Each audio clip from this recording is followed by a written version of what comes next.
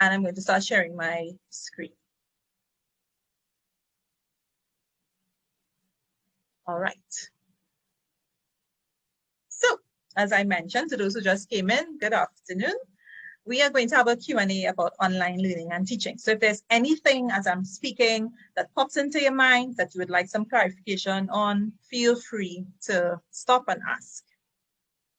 So one of the first questions that we always hear whenever we talk about online learning that teachers would ask about is, what online tools help with distance learning? And this one, of course, I'm pretty sure is one that would have popped into your mind. What can I use to help make my class more engaging? What can I use to help make my work easier? How can I assess my students when I'm not face-to-face with them? How do I get them to move? So we ask all these questions and we're like, but what online tools help with distance learning? Now, before we answer that question in terms of online tools, one of the things that I always say is, when we think distance learning or online learning, I always would like teachers to start with the learning part.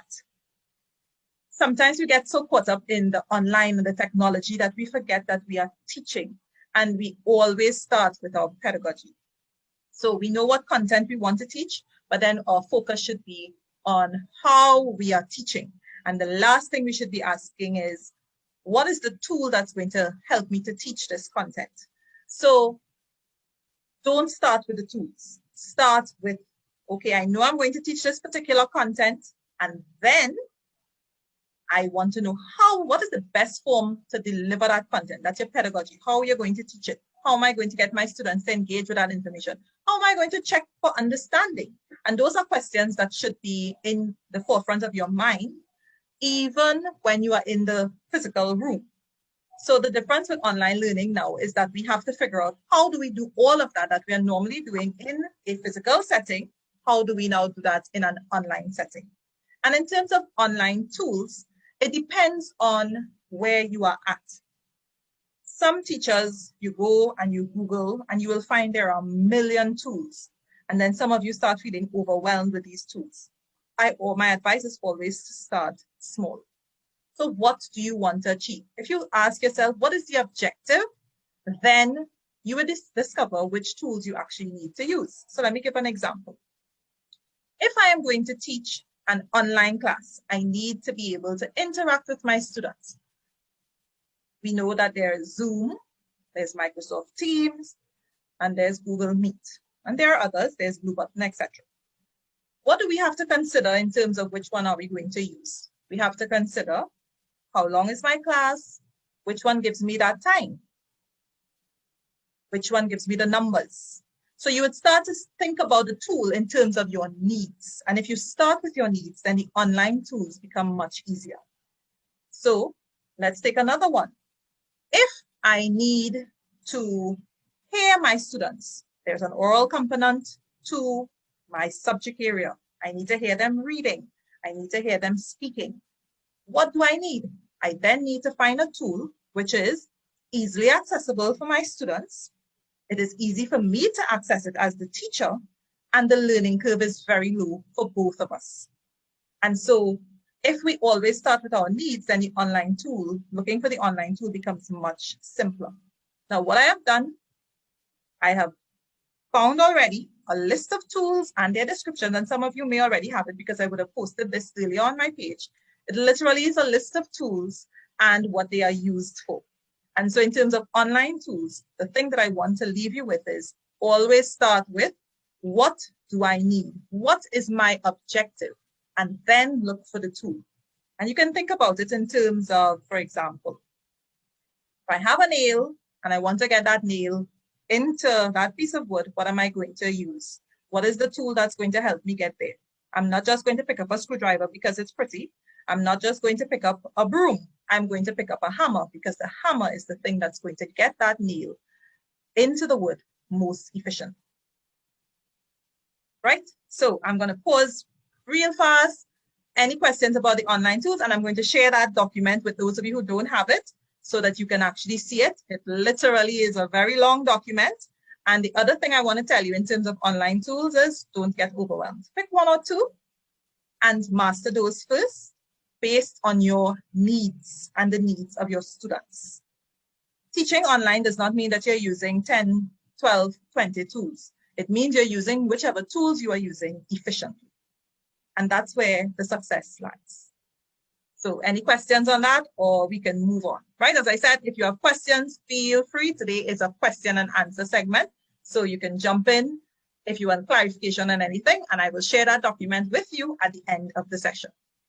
So the other question that I get a lot in terms of online learning, what's the ideal length for an online lesson? So I have been reading about all these debates about whether classes should last from 8 to 2:30, whether students should only have one session for 20 minutes or 40 minutes, etc. So the ideal length for an online lesson based on research is based on the child's age and attention span. And so, of course, screen time is real, right? We talk about not wanting children to sit too long as well. And even for us as educators, we have to be very mindful how long we are staying seated for. So an online lesson really should be, I would say, between, if it's for younger children, they really should not be online.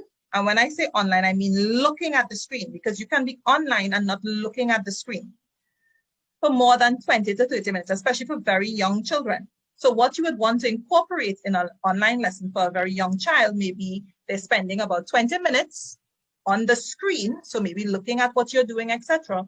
But then they're given an activity where maybe they have to run around, or maybe they're off screen doing an activity that you can still monitor them because they're not looking at the screen. So they actually have something for 10 minutes, maybe an art project that they have to go draw. So you know they're not looking at the screen because they're drawing, and then at the end of the 10 minutes, they present it to you. Now, while they're doing that activity, what you can do as the teacher is you can get up and walk around for those 10 minutes. So you're not sitting for the entire period. You can do brain breaks. I'm pretty sure many of you have heard that, but you actually have students get up and dance. And this is particularly important for younger children in primary school. I would even say in secondary school. And you can do scavenger hunts. So being online does not mean being on screen for 6 hours. I would also say that it is not a good thing to have children seated the same amount of time that you would normally stay in a physical setting. Apart from the screen time, children normally have time where they would actually run and play with their friends. When they're at home and they come off of screen with you, sometimes they're going back on screen to watch television or to play with their tablet. So even in the classroom setting, in an online environment, we have to consider that we have to ensure that our online lessons are not just sedentary and where students are looking at the screen all the time. So in terms of ideal length, I would say you need to have probably 30 minutes, 20 minutes for very young children, 30 minutes maybe for the older ones in primary school, and have frequent breaks. The breaks also allow for them to recuperate. So you can have like a 10-minute break where they're dancing. So it doesn't mean that they're unoccupied. If you put on some music and you tell them to dance, or you send them to look for something, or you give them a drawing activity, or you ask them to create something so that they're not engaging with the screen all of the time. So I hope that answers that question. Any questions about this one, or we can move on? Yeah, I have a question. Yes. I have a question. So, okay, so I'm in secondary school environment. Mm-hmm. And since it is students, remember, they will have a timetable of a number of teachers. Right. Is there a suggestion that probably they should have like an alternating session, so where the teachers come together and decide, okay, this one is synchronous, this one is asynchronous, and so forth? Yes, so the ideal, because I know there are some schools that follow the timetable and have teachers and students online for the entire day. And the ideal, it definitely is not an ideal thing. Students, I mean, I'm pretty sure some of your students are complaining about burnout, sitting for such long periods of time in front of a screen, as well as then we're giving them homework on top of that. So then they're sitting in front of the screen even longer than the school day. So what some schools have done, you shorten the timetable day, and you can have asynchronous periods. And asynchronous means that the students are not in front of a live class, but they're still getting the same kind of work, meaning the teacher can send a video, but then you can send them to their textbook, or you can send them to do an off-screen activity. Because think about the classroom. Even when you are teaching, your students are not watching you write on the board all the time, or they're not watching that PowerPoint all the time. You would have had activities where they would have been working in groups. You would have had activities where they were working with tactile objects at times. And so we have to try to recreate that using our new setting. So I would suggest that there are periods which are asynchronous, so that students are not required to be online all the time. So I'm seeing something in the chat, so let me just check it. What are good introductory activities or tasks that you can use to develop independent learning? Or I guess more specifically, what qualities of an independent learner are we really trying to develop in this pandemic? So in terms of independent learning, I think that's something that teachers should be trying to develop generally. But I guess it has forced us to take a look at it again in terms of during this period. So let me give you an experience, personal experience. So I teach secondary school, and the Form 1s would have come in recently. And so, of course, for Form 1s, this is the first time they're entering secondary school, first time that they are, a lot of them are on digital devices, first time they're meeting all these teachers, and we are not seeing them necessarily because some of them don't turn on their cameras. So I found a particular student, I kept getting messages from his parent, and his parent would send and say, Miss, what work did he do today? Miss, whatever. Now I have all the work in the notebook. I have all the assignments very clearly laid out. I would have shown them it. But he was waiting for his parent to reach home to help him with the work. And then she would send the emails if there was something that he didn't understand. And I called her and I said to her, you know, you have to allow your son to develop this independence, because then what is he learning? He's learning to be too dependent on her. And she started leaving him. And he started asking questions in class. So sometimes it's communicating with parents, it's communicating with the students. So I always start off with expectations for my students. And you can do that with little ones, because I have an 8-year-old twin. And even with them, both my husband and I are teaching. When they are in class, they have to be independent learners. So we have expectations of them. So we would have spoken to them about this is expectations of behavior. And you have to remind them constantly, especially if they're younger, you remind them constantly. So almost every week last term, for all of my classes started off with reminders. This is how you access your work. This is what I expect from you. This is what is happening on a weekly basis. The other thing I would say is that the teacher needs to be very consistent to build independent learners. So the students must be able to know your patterns very clearly. So for me, I post work every Sunday evening for the week. So my students know this is your schedule for the week. And as far as possible, I try to stick to that so that they know and they expect. So they know the format it comes in. I have a very specific format. They know what day to do particular tasks, because it's broken down very simply. And so even for the student that wants to look for an excuse, there is none. I look at how I write my instructions. If you are teaching a 5-year-old or a 3-year-old who may have difficulties reading, then you have to consider, how do I make that student an independent learner? Then maybe I need to have audio instructions, or maybe I need to do a video with myself reading the instructions, just like I would have done in the classroom. So you have to consider your learner, and every child can be independent to a certain level.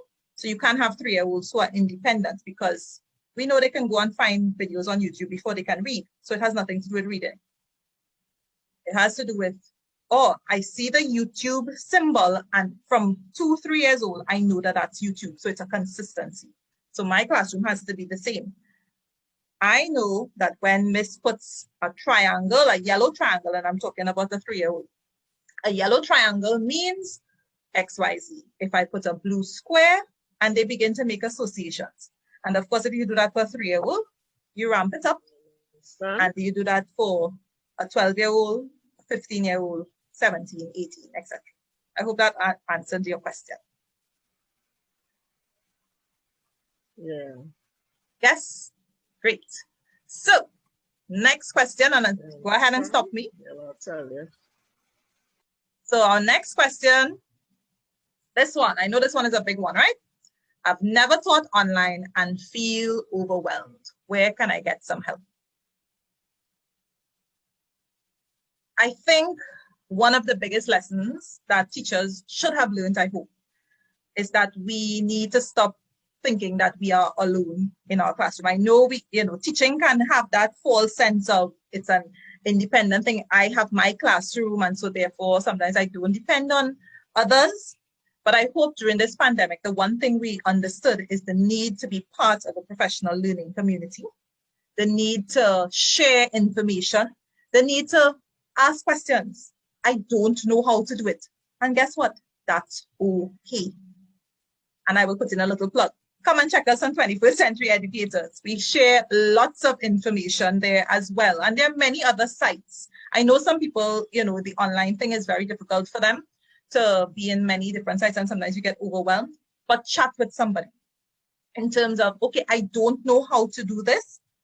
Then do you know how to do it? Can you show me how to do it? And you reach out to persons, and it may be persons within your school. It may be persons in a community. It may be persons who you meet right here on 21st Century Educators. And the other thing about that work-life balance, being at home, and this is something that I had to speak to myself about, being at home, you can find yourself, teaching at home, you can find yourself working for the entire day because you're at home. It is really important that we put boundaries. Just like we would have left school and we would have left work, it's really important that we set boundaries where this is concerned. So I've been hearing things like teachers having meetings at 6 p.m., 7 p.m. in the night for school. And I said to them, would you have had 6 p.m. and 7 p.m. meetings if you were in the physical environment? And they said, no. I said, so why are you all allowing this? It is something that we really, as professionals, right? We have to have balance, because your family life, your health is very important. And you can't give your best if you are exhausted. You can't give your best if you're not taking care of your health. And so I would say, one, reach out to persons and ask a question. We need to get out of this thing, well, I don't know and I'm feeling embarrassed and all of that. And what I have learned is that sometimes when you all ask, even like when you all send questions to me, I don't know, but I go and I find it out because I actually enjoy doing this research, right? Or sometimes having a discussion with a colleague, it happens all the time. And somebody says, I've been doing X, Y, Z. And I said, oh my gosh, that's such a good idea. And then I would share what I do. And then we come up with an even better idea, because now we have combined what we have been doing. And I'm pretty sure by now, everybody has figured out at least one good thing that they have discovered while doing online learning. So I really want to encourage you all to start sharing something that you may have discovered. Even if you think it's something that everybody knows, you'll be very surprised. Somebody doesn't know, and it's going to be very helpful to someone. All right? So if you're feeling overwhelmed, well, even before you get to the point of feeling overwhelmed, ask a question. Ask your colleague next door, how are you doing this? Why is it that if I'm only getting 5 students to come online, and you are getting 25 students to come online, what are you doing differently to me? Because that is the key to improving. We have to get out of this thing about feeling embarrassed. And you know what? Just, there might be somebody who will not tell you, and that's okay. Move on to somebody else and ask a question. All right? There are many sites that you can go and find. Google is your friend. Go and do some research if you are up to it. If not, feel free to send your questions in and I will try to assist as best as possible. All right, so next question that I have gotten. My school wants our online classes to be shorter. Will I be able to get through all of my content? Now, of course, we live in an environment that is very much assess-based. So all we're thinking is, oh my gosh, those children have SEA, and we have CSEC, and we have CAPE, and we have this exam, and how are my students going to function if I'm going to only have that 1 40-minute class, or I'm going to have 2 40-minute class, or I can't see them for the entire day? Will I be able to get through all my content? It is time. I feel by now this is the 3rd term of online teaching for us. We need a paradigm shift. The reality is our school day is no longer limited to just 8 to 2:30 or 3 o'clock or whatever the time is. Our term is no longer just limited to when school opens and school closes.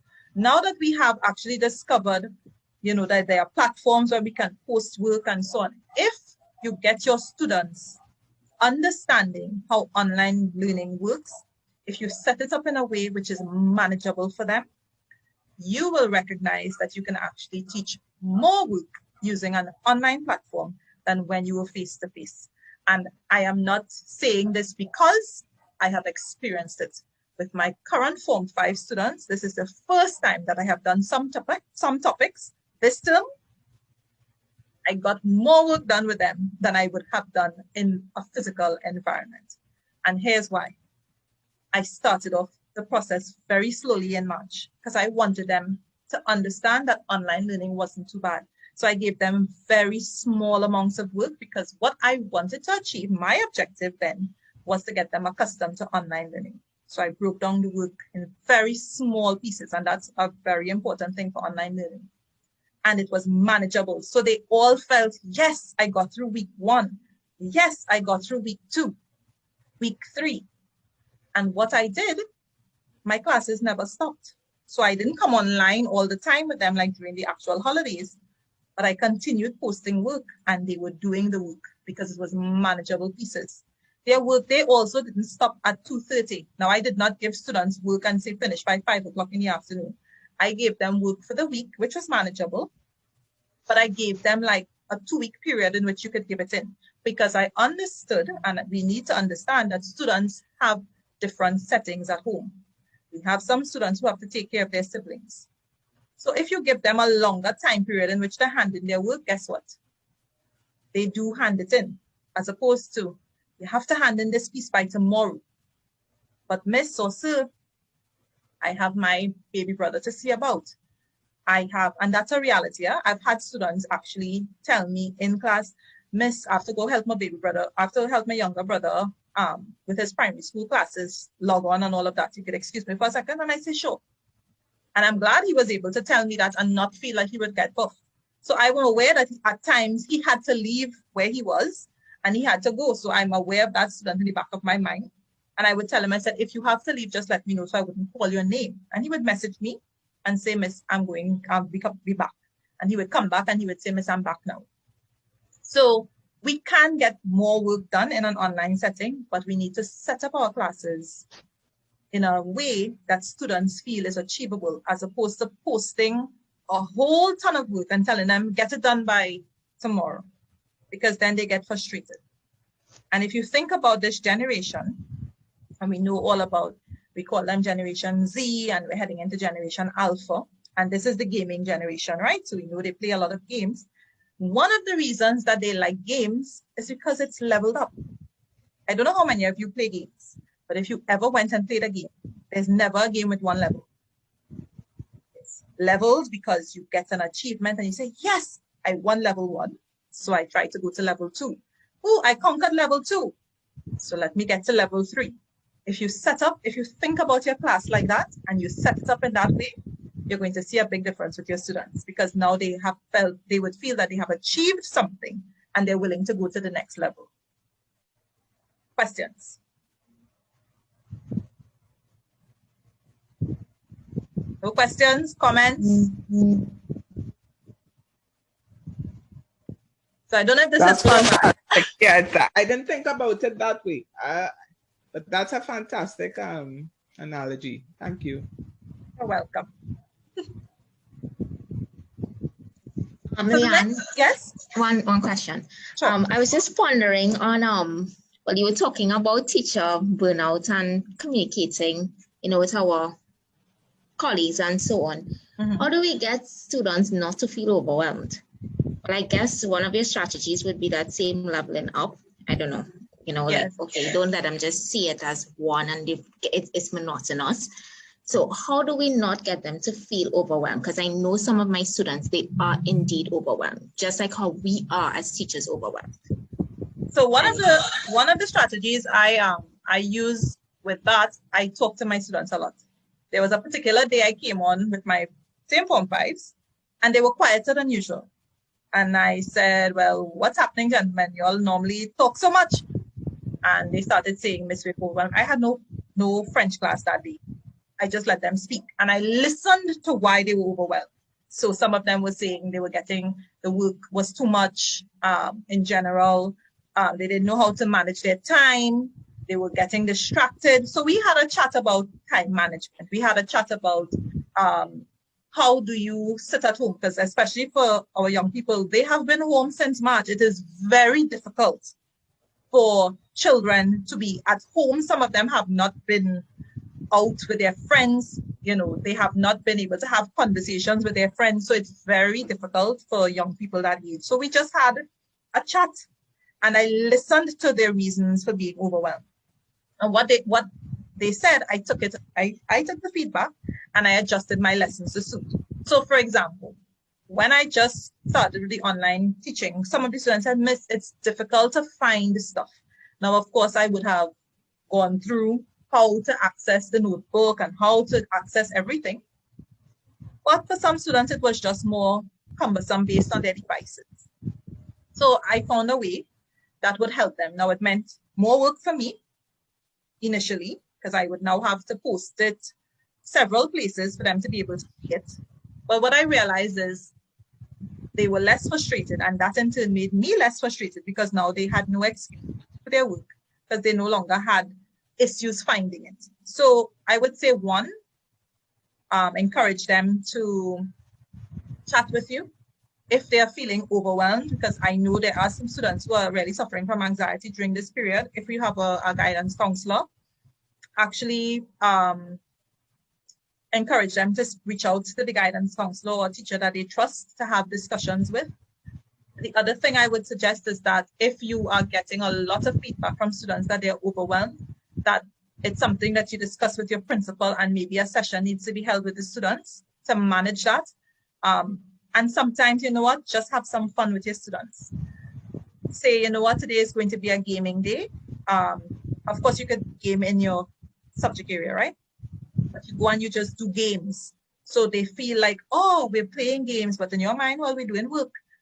So, there are strategies that you can have, do a scavenger hunt that incorporates your subject area. If you find they're overwhelmed, you know what? Get up and do a little dance. Say, all right, we're going to do a little dance. I mean, it depends on your comfort level, right? I would get up and dance with my students and sing with them, and they would laugh and that kind of thing. So you can do different strategies if you find your students are overwhelmed, because it is a reality. So I would say just encourage them to talk and find out the source of their stress. I have also told students, if you're feeling overwhelmed, it's okay to take a day from school. And people may disagree, but it is better you take a breather than you have a break. And same for teachers. Leanne, I can make a comment? Sure. Yeah. Okay. Well, some years ago, not some years ago, with my two, I think there's two. It would be 2 years ago. So it would be the year with Black Panther. I remember what I did is that I taught my class and then I told them, I said, okay, we're going to have a field trip. The field trip will be to see Black Panther, but we embraced it in the whole concept, because I'm IT, right, of learning about storage media and so on. And that got the students so hyped, right? Because they know they're going to see Black Panther, right? And they did everything, right? Just to be encouraged, just to finish, complete, and for us to see Black Panther. And that was one of my best performing classes. Yeah, and that is really what it boils down to, finding ways to engage our students. And we can do those things. I mean, like now there's a whole virtual world that has opened up, my students and I, we went to visit the Eiffel Tower recently, which, you know, there's a whole tour available. So even movies, you can stream movies, you can watch together, right? So you find a nice Netflix show. I have done movies with that are based on France. So of course you find something in your subject area and you use it as a form of motivation, and we change things up. Don't send home a set of notes for the students to be writing. Find ways in which to reach them. Use music, movement, know your students, right? Don't just try to rush and finish the syllabus. So I hope that answers your question. I think that that's in Freedom Writers too, if anybody saw that show. Okay. So moving, if I already have the lessons planned, what will I need to modify to teach them online? So most of us would have had lessons that we would have organized already, lesson plans that we would have done up. And we are now wondering, is it that I have to throw them out and start from scratch? No, you don't. If you have lessons already planned that work well in the physical setting, what you have to do now is figure out how to convert them to an online setting. So I'm going to give you an example, or maybe you can give me an example. What do we start off with in terms of a lesson plan? So we're doing some DPED here now. What's the first thing we have on the DPED lesson plan?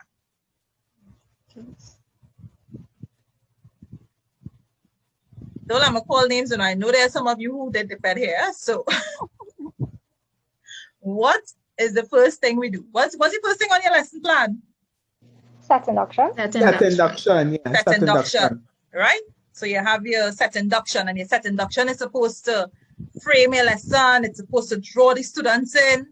So if my set induction was, I walked in the classroom and I probably did a little skit beforehand, or I had a poster, how am I going to convert that set induction now in an online environment? So maybe I now need to look at a video, or maybe I need to create a video of myself, or it's no longer a physical poster hanging on the wall. I now need to have a picture displayed when the students when the students come in the room virtually. They probably need to see a picture on display like what I have here. After that, I need to start thinking about how am I going to do what? After I have my objectives, what after my set induction, what do I do?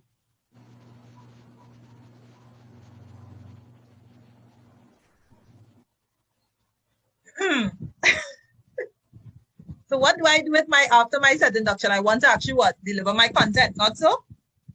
So I have to find a way to deliver my content. And sometimes I would do that in the classroom by talking.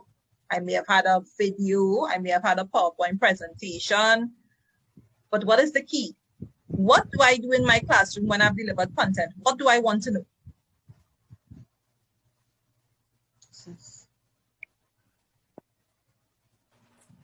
But you want to know if they have assess. You want to assess us yeah. Oh gosh. Yeah, Yes. assess. Yes, you want to assess them. You want to make sure that they are on their way to achieving the objectives, you know, or the Right. learning outcomes. So how do we do that online? How do we teach many of us, students who don't have their videos on, students who are muted? So we're looking at little black boxes across our screen. How do we know in an online environment that they have actually learned what we have taught them? Well, we have to figure out a way to assess the entire class. At that point in time, we're not talking about at the end of the lesson, we're talking about throughout the lesson. How do I know that genuine learning is taking place? So there are a couple of strategies that I can incorporate. One, most of those online tools, whether it's Zoom, whether it is Microsoft Teams, whether it's Google Meet, have some kind of hand up, hand down. So we can use that as a very quick way to assess students. We ask them a question and we say, raise your hand if you think whatever, whatever. And we look at the number of hands up, hands down, very quickly. The other thing we can do is ask them to post like an emoji, right? So if you think the answer is whatever, A, B, C, D, very quick answer. Most of these tools have built-in polls. So you can actually do a poll and you would quickly see, all right, 25% of the class thinks this, 75% of the class thinks that. And that those are very quick strategies throughout your lesson that you can use to check for understanding. Of course, you also want to check for individual understanding at times. So you can have a poll where students send in, for example, you can do exit polls, entrance polls, where students send in a word, a sentence, or it's a sum.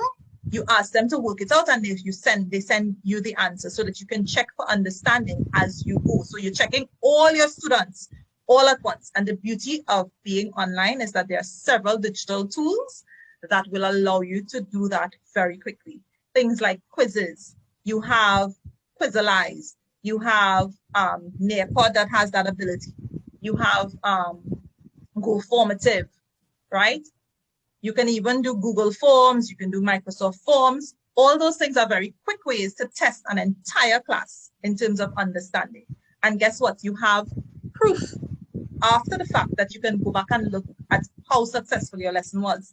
Even right within Zoom, I could actually, if you're using Zoom, you can actually prepare your polls beforehand, and you can ask questions along the way in your lesson. So if I wanted to check if people were participating and paying attention here, I could have put up a poll after each slide if I wanted to, and I would get that information. Now, of course, we could decide whether we want the polls to be anonymous or whether we want the polls to be with the students' names, again, depending on the objectives.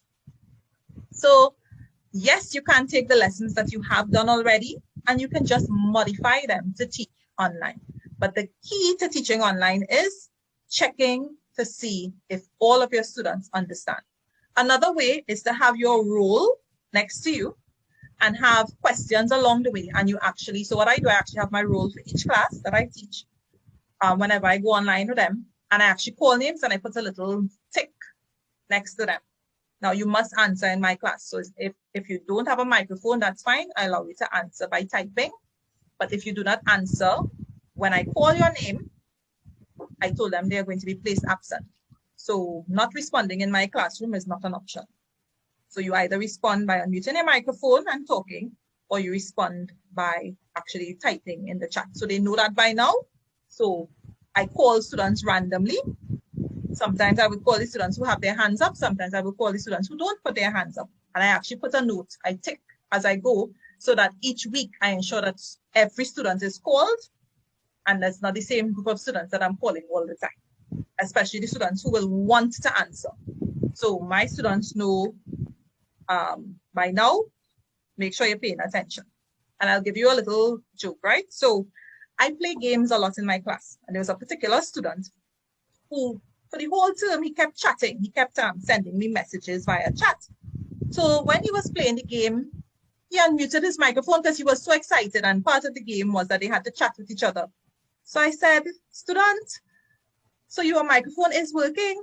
Well, of course, it was a big joke. So this term, I had them, and I said, well, I know your microphone is now working, so no more chatting. You need to unmute. So ever so often, pay attention to things like that to give them opportunities where they will want to speak to see if their microphone's actually working or not. But those are some strategies that you can incorporate in your class.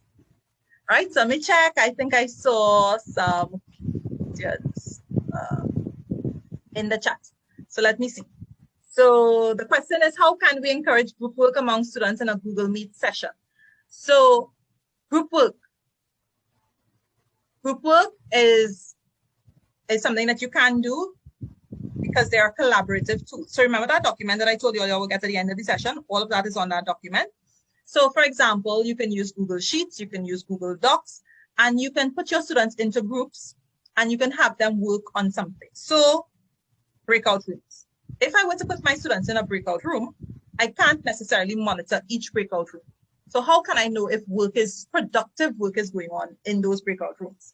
I can actually assign them an online Google Doc or an online Google Sheets or a Google slide where they are required to put something down at the end of their breakout room that I can monitor, because I would be the person, the teacher would have access to all of those documents because you will create it and share it with them. And I can see what work is happening in the groups.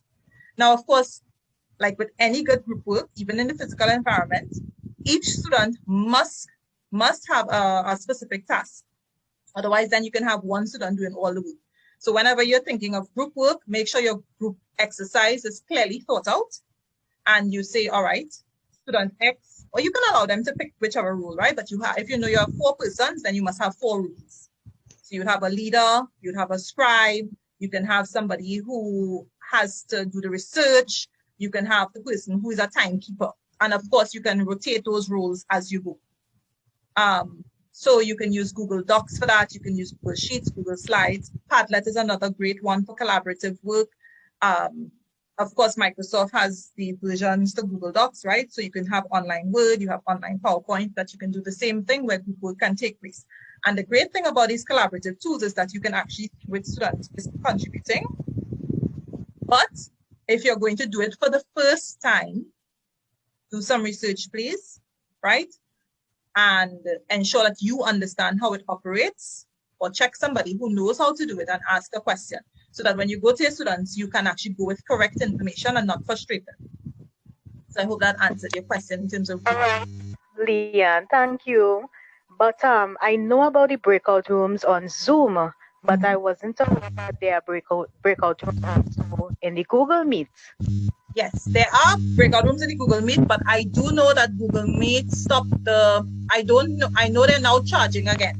So I'm not sure what is free and what is not free. So you just have to double check that. They do have breakout rooms now. All of them now have breakout rooms. Microsoft Teams now has breakout rooms. But I will still tell you, the Zoom breakout room is the easiest breakout room to use. Because they came out with it first. So if you have the option of using Zoom, because I mean, what I did, like when I wanted to do orals with my students, I wanted one student in the waiting room and I wanted one student in the room with me. I just used Zoom for that particular period. So you can, if your school allows it, change the tool to suit your needs. Yeah, because my school isn't using Zoom at all for safety purposes. We had some issues in the early days. So they banned us from using Zoom. Oh, well, I wouldn't want to tell you break the rules, but find a workaround. But they might have to use a Chrome extension. A Google Chrome extension. Yeah, they have the Google Meet breakout room. So what I can do some research for you and I can get back to you. I know they have the Google Meet breakout rooms. All right, so moving on. So another question, is teaching online that different to what I'm used to? I would say yes and no.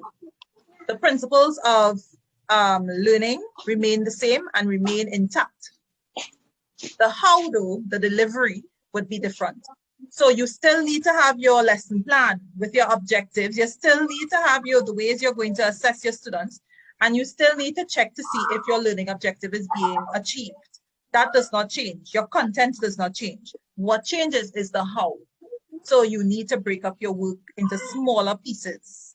Because being online, so for example, something like, what's the ideal length of a video if I'm going to post a video? Anybody knows? For children? For anybody?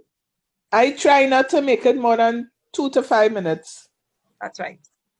Ideal length of a video should not be more than 2.5 minutes unless it's real exciting, like it's a Fast and Furious movie or something. Because, and this again, Generation Z, it is said, based on research, that if the first 8 seconds of the video does not capture their attention, they're not going to watch it. Now, it doesn't mean that the video has to be 8 seconds. I'm going to say that again. If the first 8 seconds of the video does not capture their attention, they are not going to watch it. So stop putting up those videos that have these robotic voices, that boring, that you and all as a teacher don't want to sit and watch.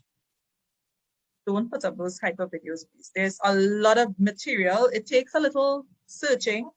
And again, if you can work with a group of teachers, so you have a group of math teachers and that you all are sharing, you would find that then the work gets easier.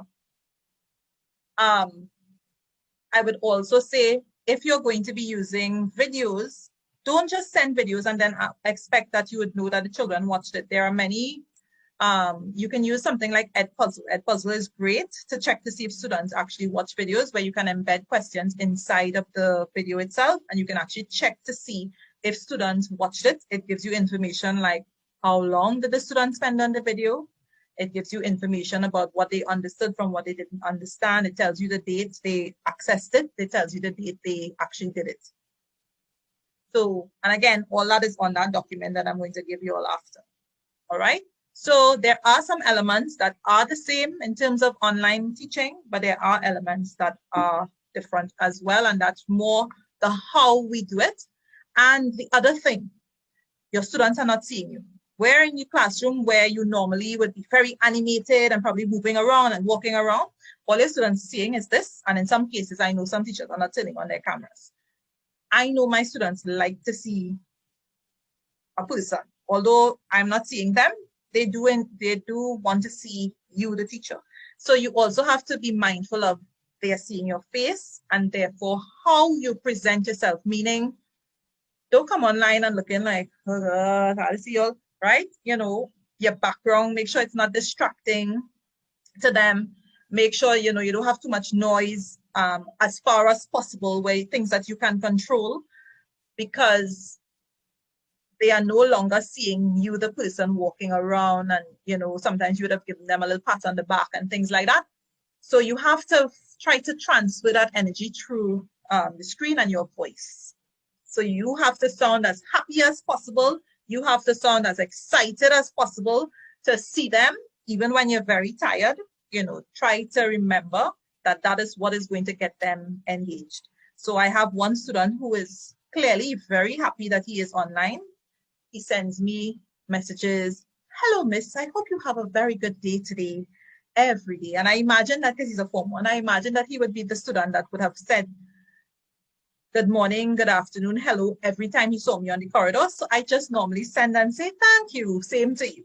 You know, and I really try to do that because you don't want to kind of break their enthusiasm. So, you know, sometimes they message and say, miss, I went and I listened to a friend's song, miss, I could sing it for you.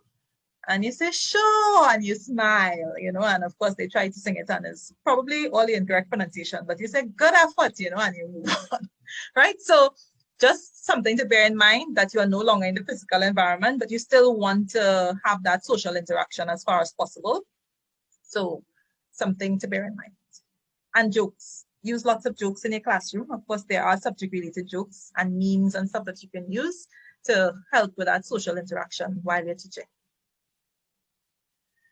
And so I kind of covered this one already. If I'm using a presentation tool, how can I keep my learners engaged? Asking questions as you go, checking for understanding as you go, and of course, using a variety of tools, having games embedded, movement embedded, tactile skills embedded as well. So remember, you have different learners still, so you do want to incorporate different learning strategies while you're doing a presentation. And the last, right, 2 more questions. Behavior management. So some teachers I know had some really stressful times with behavior. Now, I would say that this is not necessarily because it's online. So some schools, depending on the school you're coming from, you would have had possibly a particular culture that would have made it difficult in terms of managing student behavior. So what I would say is really important is establishing expectations. And it is very important that, if possible, those expectations can be established school-wide and reinforced in your classroom. So you have very specific rules. For example, my class starts at 9 o'clock. I expect that you are waiting online at 8:55. Of course, if there's something happening, because of course we know sometimes the internet gives problems or your computer might decide to reboot at that point in time, you have to communicate with me. You're not in class, you need to communicate why you're not in class. So have very clear expectations with your students. Behavior in class. When you come into my room, your name must be spelled correctly. For those of you who are using, if I don't know your name, I don't know who you are, you're not coming into my classroom. When you come into my classroom, we have rules. And of course, the good thing about technology is I can actually set up my stuff in such a way that, for example, I can mute my students. right? So I can mute my students. I cannot allow them to share their screen, so they wouldn't be doing anything silly. But I can also have rules. So for example, when you are speaking, you speak a particular way. So I still tell my students when they're speaking, you know, they still have to say, "we, madam," or "yes, miss," or whatever the case might be. If you are, there were times where I asked them to turn their cameras on. So for assessments, you must have your camera on unless your camera is not working. And I asked them to actually show me their space if we're doing an online assessment. So they have to show me their space to make sure there are no books around, and they have to keep their cameras on for that assessment. So there are ways in which we can have behavior management control by having rules and understanding and having discussions. And of course, the best way to have good behavior management is by building relationship with your students. So, I mean, in class, online, relationship is key to managing students. And I have one more question. Should I be giving my learners homework? No. And I would say, let's be mindful that this is a pandemic. And while we are all trying to finish a syllabus and insisting that students don't fall behind, I don't know what we're insisting they not fall behind. Let's balance giving homework. So if we are giving homework, make sure the homework is reasonable. Make sure the homework is not just busy work. And ensure that it's something that probably the student, bear in mind the student that both parents are working and that student has a sibling or two to take care of. Bear in mind that we have students whose parents are doctors and nurses. Bear in mind that we have students whose parents are teachers and who are teaching while they are learning. So I am not going to tell you yes or no. I'm just going to tell you, bear in mind that your students don't all have ideal circumstances currently, and we don't want them sitting 24/7 being buried under work. And in particular for the secondary school teachers, we need to communicate with each other, because if everybody is giving homework, we can be adding to that anxiety and overwhelming feeling that our students are experiencing. So communication with staff is very important, because particularly for secondary schools where we have students who are doing 11, 12, 13 subjects, and everybody decides to give homework and say it's for tomorrow, we are not helping that situation of anxiety at all. So that is the end of my presentation and questions that I would have received. But of course, so this is the email. And of course, you can check out our 21st Century Educators Facebook page. And we will have our website back up and running soon. It's currently being redone so that it's a little easier to interface with. All right, so I'm going to stop sharing and I'm going to ask questions and comments.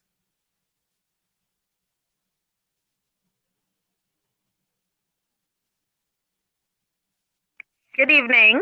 Thrown out this question to persons who teach music, right? Mm-hmm. But well, maybe the person who invited me can assist me if you can't. Now with the music and you're teaching students the steel pan, Mm-hmm. there's a feedback that comes to you on your side, and things are so delayed that I'm not really encouraged to do the online at all because of how delayed it is. So if I try to play with the student, together with the student, that is not happening at all. I have to allow the student to play, so and try to correct the mistakes that will be made or may be made. And even when that student is playing, it is very delayed. You could hear things bouncing off. It's really bad. So I don't know how is it possible to get that feedback not happening, or maybe less. What can be done on my end? So is it necessary that they play the pan live in class?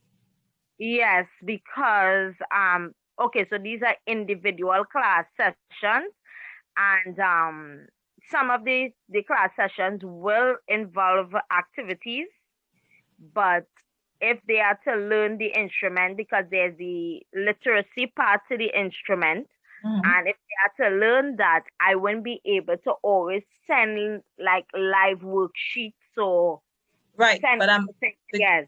I understand, but the question I'm asking is, do they need to play the pan for you live, or can they record it and send it to you? Oh, okay, so that's an option. Let them record the session and send it to me. Yes, and you can do that on a tool called Flipgrid. Say that again, Flipgrid. Okay, got that. Right? So, or, I mean, those are just some tools, right? Or you can ask them to record it using the same Zoom, because you can record on Zoom, right? You go on, you start a meeting, you record on Zoom. So rather than them, but Flipgrid is a nice one, because then you can actually send them feedback right away. Right. So they don't necessarily need to do something like that in the class. And what is the good thing about it is that you would have it. So like if you have a student who played really well, you can then take that video and use it as an example in the class and say, well, you see what happened here? I'm not going to try to talk about pan, right? Because yes, I understand. Myself, right?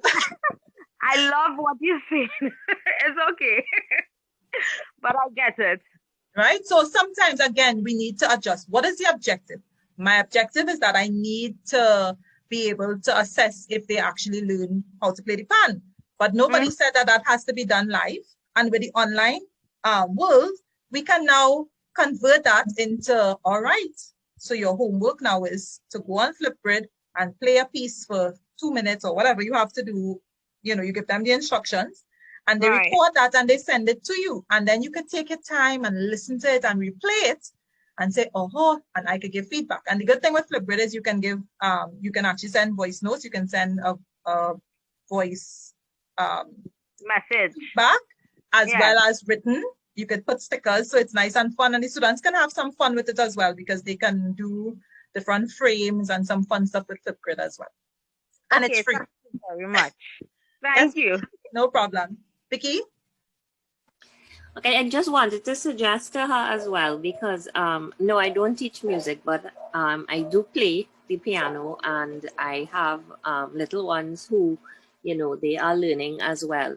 It's also good if you can record yourself, okay, doing a piece, modeling it for them, and you know, send it to them, and that is something that they can use as a reference as well when they're practicing.